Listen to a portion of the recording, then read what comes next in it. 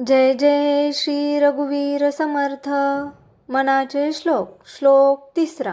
प्रभाते मनी राम चिंतित जावा, पुढे वैखरी राम आधी वदावा.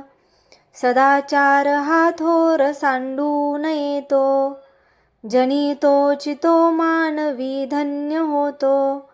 जय जय श्री रघुवीर समर्थ. आता आपण या श्लोकाचा अर्थ पाहूया. या श्लोकामध्ये समर्थ रामदास स्वामी मनुष्याच्या दैनंदिन जीवनाला योग्य दिशा देणारा उपदेश करतात. ते सांगतात की दिवसाची सुरुवात प्रभातकाळी श्रीरामांच्या स्मरणाने करावी.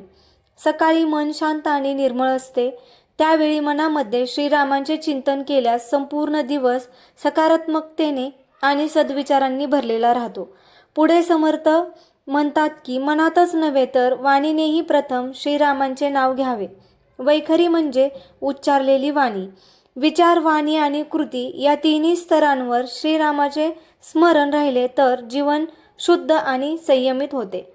यानंतर समर्थ रामदास स्वामी सदाचाराचे महत्त्व अधोरेखित करतात.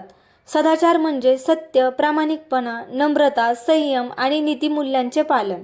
हा सदाचार कधीही सोडू नये, कारण तोच माणसाचा खरा अलंकार आहे. शेवटी ते सांगतात की जो मनुष्य सदाचाराने वागतो, समाजात त्यालाच खरे मान, प्रतिष्ठा आणि धन्यता प्राप्त होते. भौतिक संपत्तीपेक्षा सदाचाराचे धन अधिक श्रेष्ठ असून असेच जीवन खऱ्या अर्थाने धन्य ठरते. जय जय श्री रघुवीर समर्थ.